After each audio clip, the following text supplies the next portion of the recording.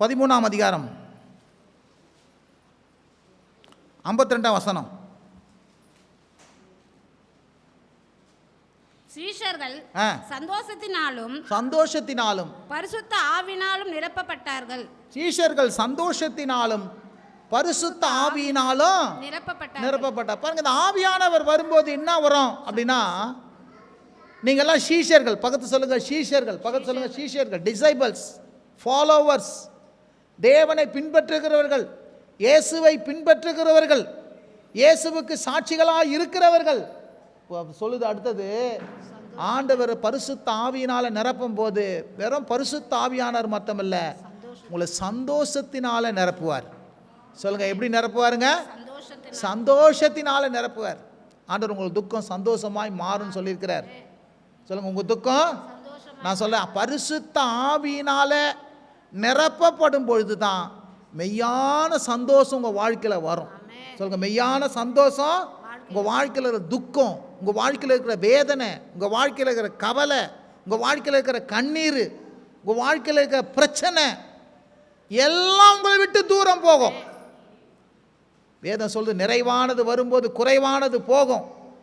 சஞ்சலம் தவிப்பு உங்களை விட்டு ஓடி போகும். சந்தோஷம் மகிழ்ச்சி அடைவீர்கள். உங்கள் துக்கம் சந்தோஷமாய் மாறும் சொன்னார் இயேசு. எப்போ தெரியுமா? பரிசுத்த ஆவியானவர் வரும்போது தான் நம்ம துக்கம் எல்லாம் சந்தோஷமாய் மாறும். ஆனந்த களிப்பு வரும். சொல்லுங்க, ஆனந்த. நான் சொல்லுங்க, உங்கள் வாழ்க்கையில் துக்கப்படுறீங்களா, வேதனைப்படுறீங்களா, கண்ணீரில் இருக்கிறீங்களா, ஐயோ என் வாழ்க்கையில் இதுவரைக்கும் கடைசி வரைக்கும் நான் இப்படி தான் அனுபவிக்கணுமா?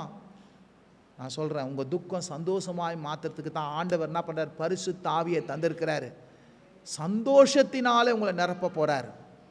இனி நீங்கள் அவமானம் அடைய மாட்டீங்க, இனி துக்கம் அடைய மாட்டீங்க, இனி வேதனை அடைய மாட்டீங்க, இனி கண்ணீரில் இருக்க மாட்டீங்க, துன்பத்தில் இருக்க மாட்டீங்க.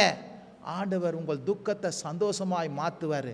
பரிசுத்த ஆவி வருத்துக்கு காரணமே என்னன்னா, உங்கள் வாழ்க்கையில் இருக்கிற எல்லா துக்கங்களை எடுத்து போட்டு சந்தோஷத்தை தருத்துக்காக தான். இருந்தால் ஒரு ஆமேன்னு சொல்லுங்கள். அதனால் நீ ஆலயத்துக்கு வந்து ஜெபம் பண்ணி வசனத்தை கேட்டு ஆராதிச்சு அந்நிய பாஷை பேசி நிரப்ப சொல்ல என்ன உண்டாகுதுன்னா, வாழ்க்கையில் இருக்கிற துக்கம் கொஞ்சம் கொஞ்சமாக போக போகுது, வேதனை போக போகுது, கண்ணீர் போக போகுது, சந்தோஷம் வரப்போகுது. தேவனால் அருளப்பட்ட சந்தோஷம், தேவனால் அருளப்பட்ட மகிழ்ச்சி, தேவனால் அருளப்பட்ட ஆனந்தம் வாழ்க்கையில் வந்து மூட போகுது. இருந்தால் ஒரு ஆமேன்னு சொல்லு. உன் கண்ணீர் உன்னை விட்டு போக போகுது, உன் கவலை உன்னை விட்டு போக போகுது, உன் வேதனை உன்னை விட்டு போக போகுது. நீ சந்தோஷம் அடைய போற. அல்லேலூயா. நீ சந்தோஷம் அடைய போற, நீ சாட்சியா வாழ போற, நீ பலனுள்ளவளா இருக்க போற. இருந்தா ஒரு ஆமேன்னு சொல்லுங்க. பரிசுத்த ஆவியின் அபிஷேகம்னா என்னதுக்கு? நான் இதுக்கு தான் வாழ்க்கையை சந்தோஷம் மூட்டை. அல்லேலூயா. நீங்க பார்க்கலாம், ஆண்டவர் பழைய ஏற்பாட்டில் இதை தான் சொல்றார். அவர்களை நகைப்பினாலும் என்ன பண்ணுறாரு? அவர்களை நகைப்பினாலும். இருந்தால் ஒரு ஆமேன்னு சொல்லுங்க. அவர்களை நகைப்பு அப்படின்னு சொல்லி ஏசாயா தீர்க்கதரிசன புஸ்தகத்தில் என்ன பண்ணுது? சொல்லுது. பரிசுத்த ஆவியினால சந்தோஷம். பரிசுத்த ஆவியினாலதுங்க சந்தோஷம். இருந்தால் ஒரு ஆமேன்னு சொல்லுங்க. துக்கமாக இருக்கிற முகத்தை பாருங்க, இருளாக இருக்கும். துக்கமாக இருக்கிற முகத்தை பார்த்துங்க, கவலையாக இருக்கும். மூஞ்சில உம்முன்னு இருக்கும், கம்முன்னு இருக்கும். கொஞ்சம் கூட சிரிப்பை பார்க்க முடியாது. ஆனால் பரிசுத்த ஆவி வந்து சந்தோஷமாக இருக்கிறான் பாருங்க, முகத்தில் அப்படியே வெளிச்சம் இருக்கும். பல்லெல்லாம் நல்லா அழகாக பார்த்து நல்லா சிரிப்பாங்க. சில பேர் வாயை திறந்து சிரிக்க மாட்டாங்க. சிரிச்சா வந்து என்னது கொட்டிட போகுதுன்னு சொல்லிட்டு, சிரிச்சா யாராவது காசு காசு கேட்டுற போகிறாங்கன்ட்டு. கோபம் வந்தால் தான் கிட்ட வர மாட்டாங்க பாரு, கோபம் வந்தால் தான் காசு கேட்க மாட்டாங்க பாரு, வீட்டுக்கு வர மாட்டாங்க பாரு. அதனால இப்போ பார்த்தா உம்முன்னுப்பா, இப்படி உம்முன்னு மூஞ்சி உம்முன்னு ஆகி போச்சு. இப்போ அழகே போயிடுச்சு. நான் சொல்கிறேன், பரிசுத்த ஆவி வந்தால் உங்கள் முகம் அழகாகும். சிரிப்பீங்க பற்றியா, கவலை போது பற்றியா, துக்கம் போது பற்றியா, சந்தோஷம் வருது பற்றியா, கலகலகலன்னு இருப்பீங்க. முகம் வந்து இருள் அடையாது.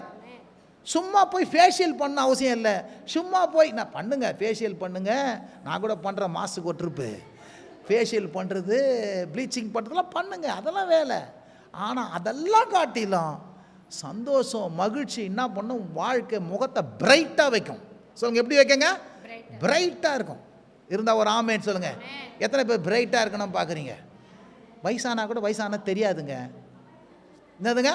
சந்தோஷமாக இருந்தால் திருச்சி பாருங்க, வாய் விட்டு சிரிச்சுப்பாங்க. அதான் சொன்ன, வாய் விட்டு பிரிச்சா நோய் விட்டு போகும்னு சொல்லிக்கிறான். சுருக்கம்லாம் விழாது முகத்தில். நீ உண்மை இருந்து பாரு, இங்கே சுருக்கம் ஊந்துடும், இங்கே சீக்கிரம் சுருக்கம் ஊந்துடும், இங்கே சுருக்கம் ஊந்துடும். நல்லா சிரிச்சு பாரு, வயசாந்தே தெரியாது. உங்கள் முகத்தில் போய் கண்ணாடியில் பார்க்கறதுக்கு உங்களுக்கே ஆனந்தமாக இருக்கும். எத்தனை பேருக்கு விளங்குதுங்க?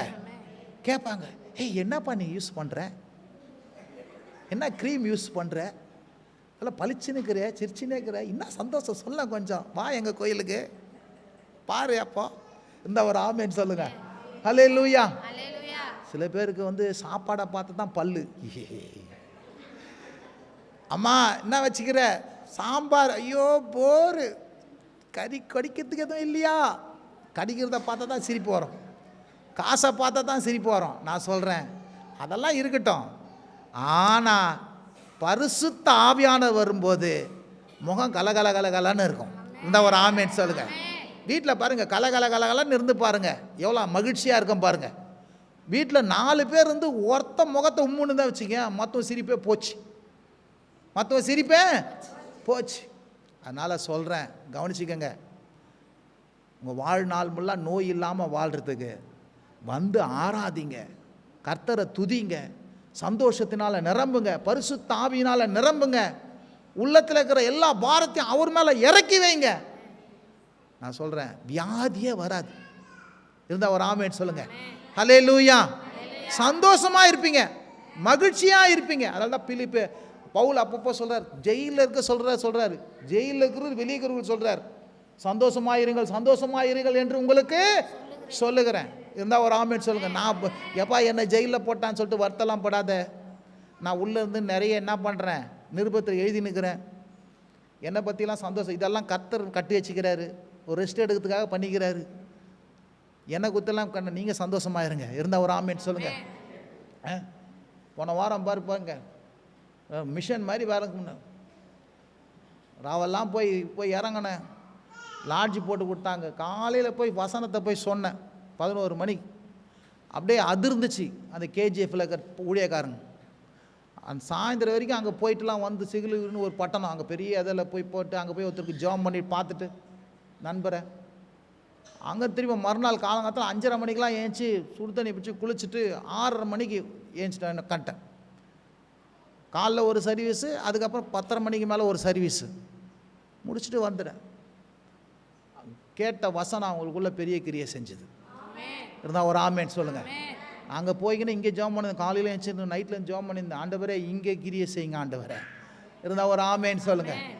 இது கர்த்தர் எங்களை கர்த்தர் என்ன பண்ணுறாரு, உப்பாக வச்சுக்கிறார், ஒளியாக வச்சுக்கிறார், எல்லா இடத்துக்கும் எங்களை சாட்சியாக வச்சுக்கிறார், எல்லா இடத்துக்கும் வசனம் சொல்ல வேண்டியது எங்களுக்கு அவசியங்குது. அவர் சொல்கிறார், அடுத்த முறை அவர் சொல்ல, எல்லா சர்ச்சிலையும் நீங்கள் பிரசங்கம் பண்ணிட்டு போங்க பாஸ்டர், எல்லா சர்ச்சிலையும் நீங்கள் லாட்ஜிலாம் எடுக்காதீங்க, என்ன பெரிய கெஸ்ட் ஹவுஸ் இருக்குது, நீங்கள் தங்குங்க.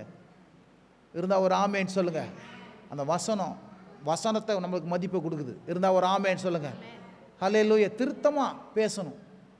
அவர் பார்க்குறாரு, பேசினே இருக்க சொல்லவே அங்கே அந்த சபையின் முகத்தில் இருக்கிறவங்கள முகமெல்லாம் அப்படியே கலர்ச்சி ஆகுது.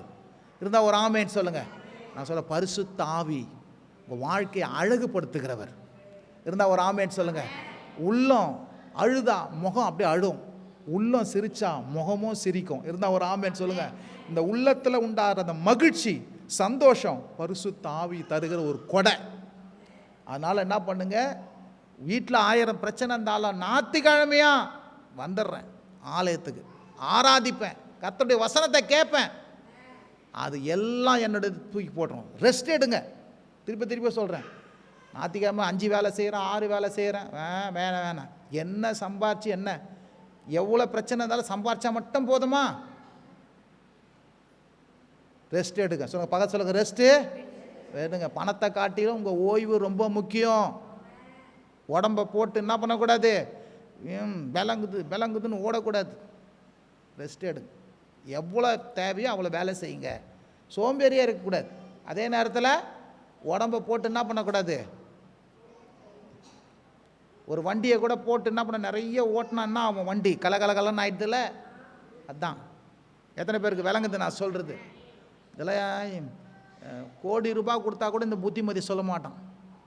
ஏவனா போட்டோம் மாட்டிக்கிட்டோம், பட்டாத்தான் அவஸ்தை வரும் அப்படின்வான், சபிப்பான் பின்னாடி, இதுக்கு பட்டாத்தான் தெரியும். சில பேர் அப்படிதான் ஓடி ஓடி ஓடி நைட்டு பகல பணம் பணம் பணம் பணம் பணம் பண ஆசை எல்லாம் தீங்குக்கும் வேறா இருக்குது. பணம் பணம் பணம் ஓடாத, பணம் வேணும். நிம்மதியை குலைச்சிடக்கூடாது, சரீரத்தினுடைய சுகத்தை எடுத்து போட்டுறவே கூடாது. இருந்தால் ஒரு ஆமேன்னு சொல்லுங்க. பணம் தேவை. சில பேர் பணத்தை இவங்க ஆளல, பணம் இவங்கள ஆளுது. தலைமயிரை பிடிச்சி ஆட்டுது, ஆட்டி படைக்குது. இவங்க போய் பணத்துக்கு அடிமையாயிட்டாங்க. அது சொல்றதுக்கெல்லாம் எஸ் சார், ஓகே சார், நீ சொல்றபடி செய்கிறேன் சார், வெட்டுறேன் சார், நான் நைட்டெல்லாம் காலெல்லாம். ஆனால் பாரு வருஷ கணக்காக என்ன பண்ணுறது, கடங்குது, எல்லாரும் ஏமாத்தி தெரியுது. எதுக்கு இதெல்லாம்?